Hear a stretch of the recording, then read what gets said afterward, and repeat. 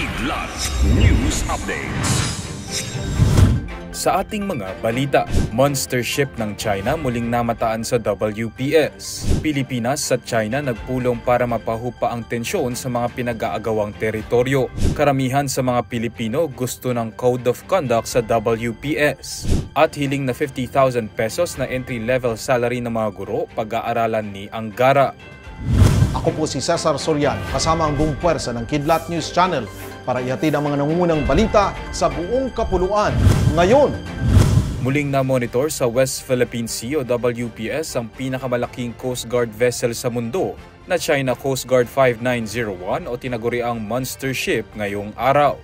Saad ni former Defense Attaché at Sea Light Director Ray Powell sa kanyang X-account, nagbalik guard ship para sa aniyay another intrusive patrol sa exclusive economic zone ng Pilipinas at sinamahan ang CCG-5203 at ilan pang Chinese maritime militia vessels na nasa Ayungin Shoal 7:26 ng umaga.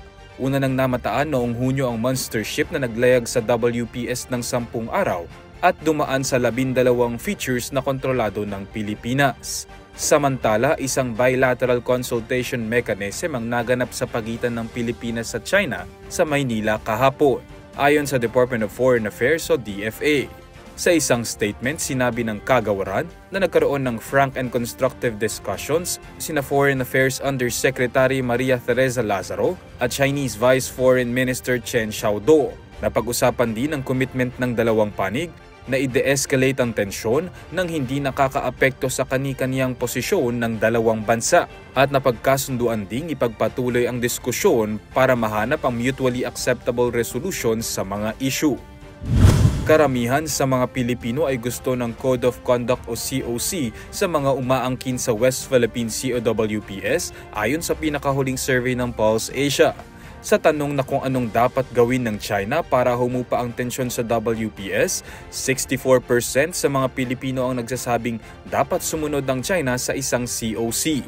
61% naman sa mga Pilipino ang nagsasabing dapat alisin ng China ang kanilang mga Coast Guard at militia vessels sa exclusive economic zone ng bansa.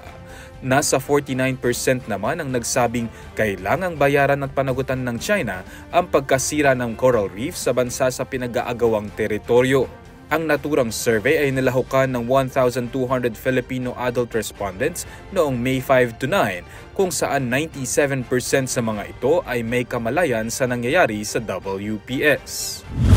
Pag-aaralan ni incoming Education Secretary Senator Sonny Angara ang proposal na itaas sa 50,000 pesos ang entry-level salary ng public school teachers. Ayon kay Angara, bukod sa nais nito na magkaroon ng mas maayos na working conditions ang mga guro sa pamamagitan ng pagbabawas ng non-teaching tasks, nais din itong bigyang pansin ang kanilang sweldo at benepisyo. Makikipag-ugnayan naman ito sa iba pang ahensya gaya ng Department of Finance at Department of Budget and Management o DBM kung posible bang itaas sa 50,000 pesos ang sahod ng entry-level ng mga guro. Noong Pebrero nang ihain ng mga mambabatas mula sa Makabayan Bloc ang House Bill 9920 na nagsusulong ng 50,000 pesos na entry-level salary para sa public school teachers. Para sa Kidlat News Update, Renza Lenon, nag-uulat. At inyo pong natungayan ang mga headlines sa nakalipas na mga oras. Manatiling nakatutok para sa mga susunod na updates at breaking news. Ako po si Cesar Soriano, kasama nyo sa bawat pagputok ng balita.